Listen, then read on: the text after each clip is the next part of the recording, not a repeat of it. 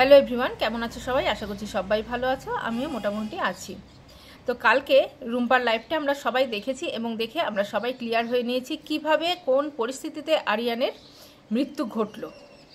ইতিমধ্যে আরিয়ানের মৃত্যু নিয়ে আমাদের কাছে আর কোনো প্রশ্ন নেই, কিন্তু কালকে যখন রুম্পা লাইভে এসে এত কান্নাকাটি করলো, এইভাবে বললো, সত্যি আমরা সবাই চোখের জল, আমরা যারা যারা লাইভটা দেখেছিলাম আমরা কেউই আমরা চোখের জল ধরে রাখতে পারছিলাম না।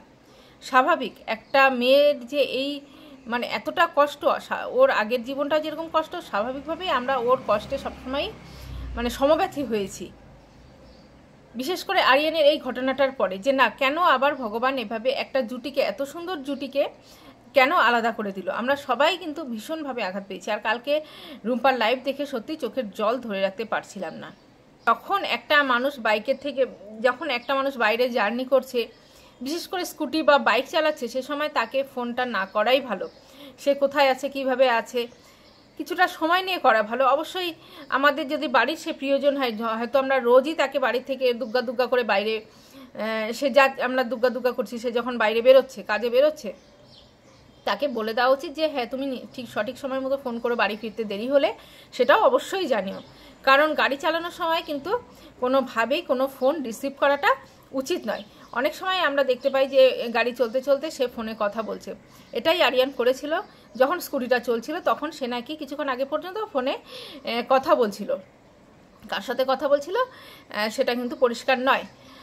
আর যখন ঝড় বৃষ্টি চলছিল, আর ও যে প্রচণ্ড স্পিডে বাইক চালাতো, এটা কিন্তু আমরা বিভিন্ন ভিডিওতে দেখতে পেয়েছি। রুম্পাও নিজেও বলেছে যে হ্যাঁ প্রচণ্ড জোরে সে বাইক চালাচ্ছিল। আর জ্যোতিষী যে বলেছিল যে কথাটা, ভবিষ্যৎবাণীটা করেছিল, তারপরে জ্যোতিষী যে সমস্ত কথা বলেছিল তার পরিপ্রেক্ষিতে আংটি কিন্তু আরিয়ান নিয়েছিল।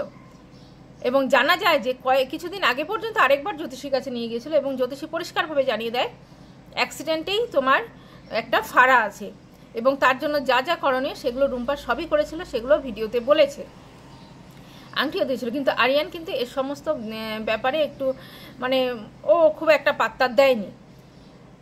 আর এখন যেটা হচ্ছে সেটা হলো, কোনো একটা অ্যাক্সিডেন্ট হয়ে কেউ হয়তো পড়ে আছে, সবাই কিন্তু আর ভিডিওটা করছে, কিন্তু চট করে সেই পেশেন্ট যে অ্যাক্সিডেন্ট হলো সেই ব্যক্তিটাকে হসপিটালে নিয়ে যাওয়ার বা একটা প্রাথমিক যে ট্রিটমেন্ট করার সেই ব্যবস্থাটা কিন্তু মানুষে করতে চায় না।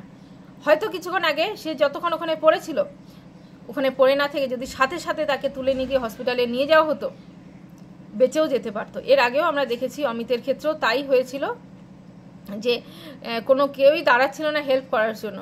এত অমানবিক ঘটনা। আর বাদবাকিরা মজা দেখছে বা ভিডিও করছে, হয়তো ভাবছে যে না আমরা পুলিশি ঝামেলায় জড়াবো না। এটা কিন্তু ঠিক নয়। সবাই মিলে যদি সেদিন আরিয়ানকে, ও যখন ওখানে অ্যাক্সিডেন্ট হলো, যখনই এটা দেখতে পেয়েছিল, তখন যদি সাথে সাথে ওকে হসপিটালে নিয়ে যেত, তাহলে হয়তো সে বেঁচেও যেতে পারত। লাইভে আসার মতো পরিস্থিতি, মানসিক অবস্থা কোনোটাই রুম্পার ছিল না। রুম্পা মোবাইলটা নিয়ে আরিয়ানের সাথে করা ভিডিওগুলো দেখছিল, ওগুলোই এখন ওর কাছে স্মৃতি। কিন্তু যখনই সে ইউটিউব খুলছিল তখনই বিভিন্ন যে আরিয়ানকে নিয়ে করা ভিডিওগুলো ওর চোখের সামনে আসছিল। তো প্রতিবাদী তন্দ্রার করা ভিডিওগুলো ওর চোখের সামনে যখন আসছিল, থামলেন দেখে চোখ আটকে যায়। আসলে ও থামলেনের মধ্যে এত বাজেভাবে, থামলেনের মধ্যে যে লেখাটা, সেই লেখাটা দেখে যে কারো মনে, মানে বিশেষ করে ওর মতো একজন ভালোবাসার মানুষকে হারিয়েছে, প্রেমিককে হারিয়েছে, তার মনে যে কি আঘাত লাগতে পারে সেটা একমাত্র সেই জানে, যার সাথে সারা জীবনের মতো, চিরকালের মতো বিচ্ছেদ ঘটে গিয়েছে। আর ভিডিওটা দেখারও প্রয়োজন মনে করেনি, কারণ ওই সময় সত্যি মানসিক অবস্থা ওরকম না যে অন্য কারো এরকম কন্ট্রোভার্সি ভিডিও সে দেখবে। মনের অবস্থাটাই অন্যরকম। কিন্তু ওই যে থাম্বনেলের লেখাগুলো মনে প্রচণ্ড আঘাত আনে, যার ফলে সে ডিসিশন নেয় যে না, তাকে একটা লাইভ করতেই হবে।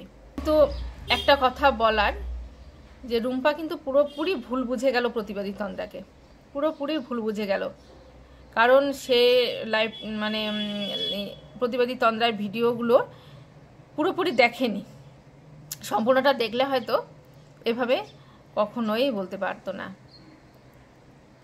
ইউটিউবের একজন আছে যে মানে কি বলবো, এত নোংরাভাবে ভালো মানুষদের পেছনে লাগে, বাজে ভাষায় আক্রমণ করে, যে একটা শোকের পরিবেশকেও নোংরামি মিশিয়ে খুব বাজেভাবে দর্শকদের সামনে, যারা আর কি কন্ট্রোভার্সি দেখে তাদের সামনে প্রেজেন্ট করে। আমি জানি না এরকম মানসিকতা কোথা থেকে আসে। তো সেটারই কিন্তু উত্তর প্রতিবাদী তন্দ্রা দিয়েছিল। থামলেনটা কিন্তু আসলে থামলেনটা দিয়ে সম্পূর্ণ ভিডিওটাকে বিচার করা যায় না। তবে তন্দ্রার এরকম একটা থামলিন দেওয়ার আগে একটু ভাবা উচিত ছিল, কারণ থামলিনের মাধ্যমে ভিডিওর মধ্যে যে বিষয়বস্তু আছে সেটা কিন্তু ফুটে ওঠে। যে এই ধরনের বাজে একটা বাজেভাবে যে রুম্পার বা আরিয়ানের মৃত্যুর পরে বাজেভাবে যে কথাবার্তাগুলো রটাচ্ছে, তার উত্তর দেওয়া এবং মানুষকে সঠিক তথ্যটা জানানো, আর কিছুই না। তো সেজন্যই বলবো, শোক তো আছে, তার সাথে সাথে এই যে ওয়াইটিটা এত বড় একটা, আমরা সবাই বলি ওয়াইটি একটা পরিবার, তো এই পরিবারের প্রত্যেকটা মানুষই তোমার সাথে আছে। অবশ্যই তোমাকে আবার ইউটিউবে সাথে অবশ্যই পারবে না, কিছুদিন পরে হলেও তোমাকে ইউটিউবে আবার ফিরতে হবে এবং ভিডিও করতে হবে, কারণ আরিয়ানের পরিবারের সাথে রুম্পার নিয়মিত যোগাযোগ আছে। আর আরিয়ান রুম্পাকে বিয়ের পরে হিন্দু ধর্ম গ্রহণ করেছিল এবং তার সৎকার্য কিন্তু হিন্দু মতেই হয়েছে। আর সমস্ত যা নিয়মকানুন সেগুলো যেগুলো রুম্পার করা উচিত সেগুলো সে করবে, এবং হায়দ্রাবাদের রুম্পার শ্বশুরবাড়ির লোকজন ওর সাথে নিয়মিত যোগাযোগ রাখছে। আর হ্যাঁ, যারা বলছিলে যে রুম্পা নিজের মেয়েকে ফুর্তি করার জন্য হোস্টেলে দিয়ে এসেছে,